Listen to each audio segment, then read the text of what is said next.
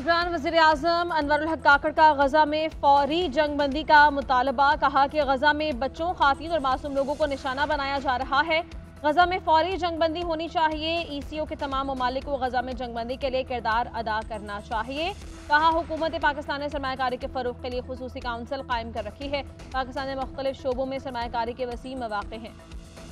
Pakistan ECO के दीगर ममालिक के साथ मिलकर काम कर रहा है। इक़्तिसादी ताउन तंजीम का अगला सेक्रेटरी जनरल पाकिस्तान से होगा। ECO खित्ते की तरक्की के लिए अहम फोरम है। खित्ते में तजारती सरगर्मियों से ही तरक्की मुमकिन है। ECO फोरम को एक बाकायदा तंजीम की शक्ल देना होगी।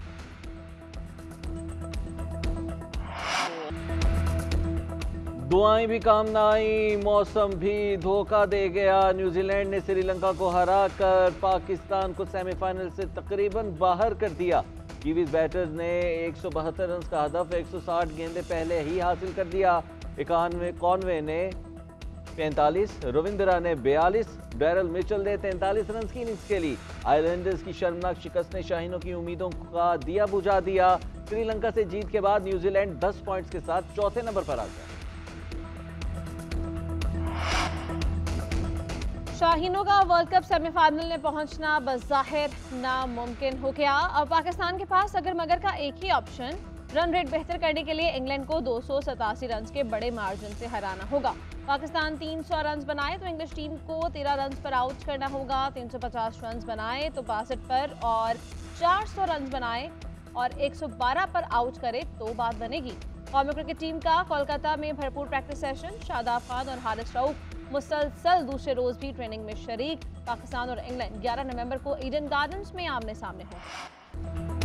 PTI दौरे हुकूमत का बड़ा करप्शन स्कैंडल। फरागोगी के असासों में गैर मामूली हद तक इजाफे का इंकशाफ। 2017 से 2020 के दौरान फरहद शहजादी के असासों में 4520 मिलियन रुपए का हैरत अंगेज इजाफा हुआ। फरागोगी 2020 में 950 मिलियन के असासों को तस्लीम कर चुकी हैं। गैर ज़ाहरी मलकियती असासों की मालियत 3825 मिलियन है। 3 सालों में ज़ाहरी असासों में 420%, गैर ज़ाहरी असासों में 15300% का इजाफा हुआ।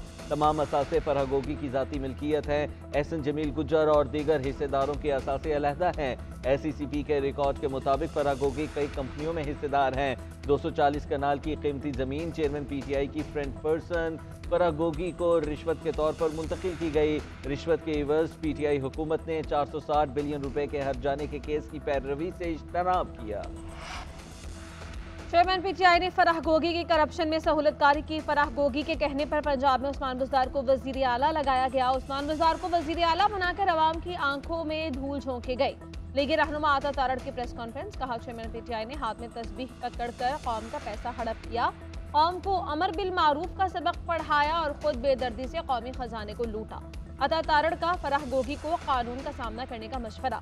फिरदौस आशिक अवार ने कहा चेयरमैन PTI के करप्शन के खिलाफ नाम निहाद बयानिए की हकीकत आश्कार हो गई है। करप्शन की अजब कहानी मीडिया पर चली। इख्तिदार के ऐवानों में आते ही फ्रंटमैन को लूट मार के मुहिम दे दी गई। मुस्तफ़ा कमाल ने कहा चेयरमैन PTI ने हुकूमत से निकलने के बाद पहली प्रेस कॉन्फ्रेंस में ही फराह गोगी का दिफा किया।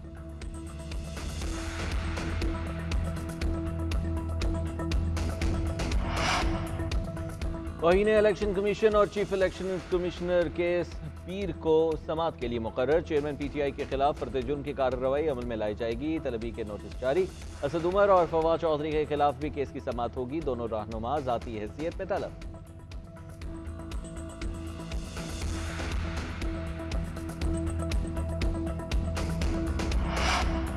इलेक्शन की तारीख आते ही सियासी जमातों ने राबता अवामी मुहिम तेज कर दी। पाकिस्तान पीपल्स पार्टी ने 30 नवंबर को क्वेटा में जलसे का ऐलान कर दिया। पार्टी चेयरमैन बिलावल भुट्टो की ज़ेर सदारत पीपल्स पार्टी बलूचिस्तान के पार्टी रहनुमाओं का कराची में इजलास। बिलावल भुट्टो जरदारी कहते हैं आगाज़ हुकूक बलूचिस्तान से लेकर इक़्तिसादी राहदारी के असल मंसूबे तक हमने हमेशा बलूचिस्तान को अहमियत दी।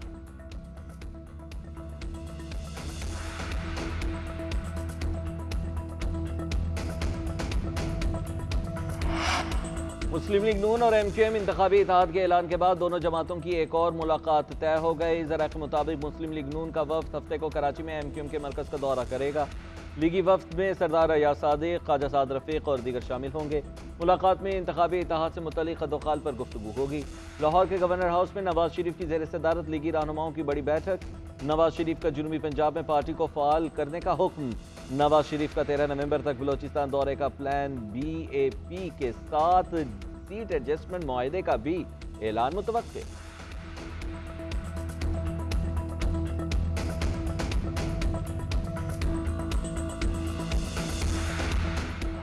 मुलाकात तो मियां नवाज शरीफ साहब का इरादा है कि वो तमाम सियासतदानों से करेंगे, तो उसमें जो क्यू लीग या चौधरी शुजात साहब हैं तो उनसे भी मुलाकात होगी। हम तमाम सियासी जमातों को साथ लेके चलना चाहते हैं और इसमें तमाम सियासी जमातें जो है वो शामिल हैं।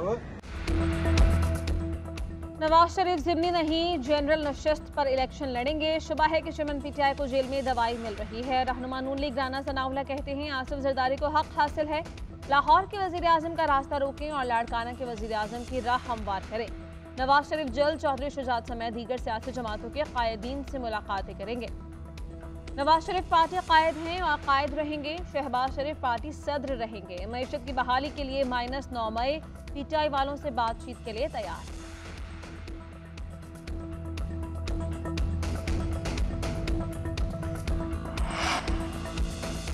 JUI का इंतखाबी मुहिम पंजाब से शुरू करने का फैसला। 12 नवंबर को उमरी में जलसा करने का ऐलान कर दिया। सूबाई तंजीम को मुतहरिक होने की हिदायत। नून लीग PDM सरबराह को बताए बगैर इंतखाबी मुआहिदे कर रही है। PDM इंतखाबी इत्तेहाद बनेगा या नहीं, मौलाना जल्द पार्टी इजलास बुलाएंगे।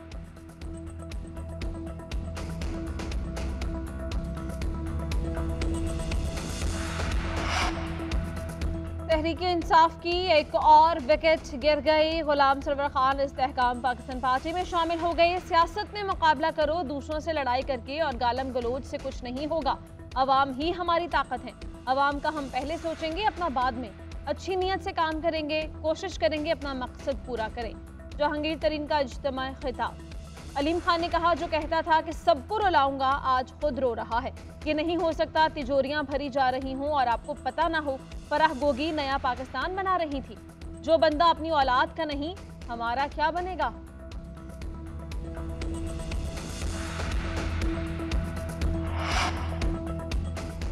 रहनुमा PTI आमिर डोगर और अली नवाज अवान गिरफ्तार। दोनों रहनुमाओं को मानसहरा की तहसील बफा से गिरफ्तार किया गया। साबिक MNAs ने सदर PTI बफा रजाउल्लाह खान के घर पनाह ले रखी थी। इस्लामाबाद पुलिस ने दोनों रहनुमाओं को रजाउल्लाह और उनके कज़न समेत गिरफ्तार किया। ज़राए के मुताबिक अली नवाज अवान 9 मई के वाक़यात में मतलूब थे।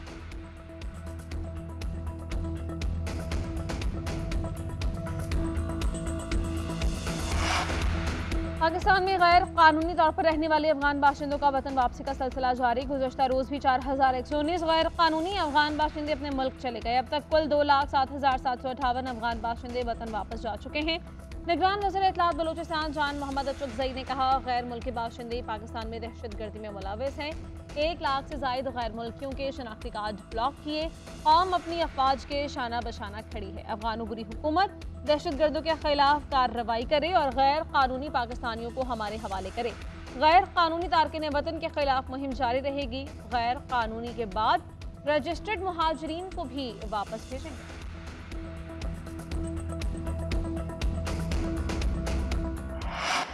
पंजाब हुकूमत की लॉकडाउन में जुज़वी तब्दीली। लाहौर समेत 8 अजला में मार्केटें आज भी खुली रहेंगी। शॉपिंग मॉल समेत मार्केट्स हफ्ते और इतवार को बंद रहेंगी। तरमीमी नोटिफिकेशन जारी। रेस्टोरेंट, सिनेमा, जिम्नेजियम भी खुले रहेंगे। फार्मेसीज, पेट्रोल पंप्स और तंदूर, बेकरियां और डेयरी शॉप्स पाबंदी से मुस्तस्ना हैं। फसलों की बाक़ियात, कूड़ा करकट, टायर, पॉलीथीन बैग्स और चमड़ा जलाने पर पाबंदी आयद होगी। स्मोक से मुतासरा इजला में आज बैंक्स भी बंद रहेंगे। फैसले का इतलाक लाहौर, ननकाना साहब, शेखुपुरा, कसूर समेत स्मोक वाले इलाकों में होगा।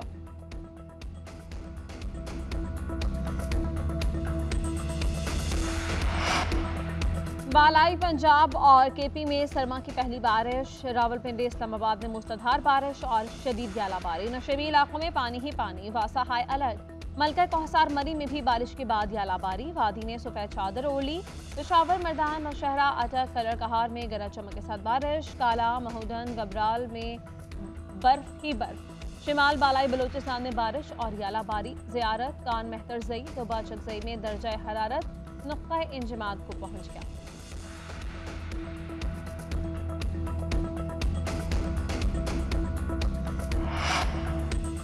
मुजफ्फरगढ़ में 8वीं थल जीप रैली का 4 रोज़ा मेला सजने को तैयार। गाड़ियों की रजिस्ट्रेशन टैगिंग के लिए ड्राइवर्स अपनी गाड़ियों समेत स्टार्टिंग पॉइंट पर पहुंच गए।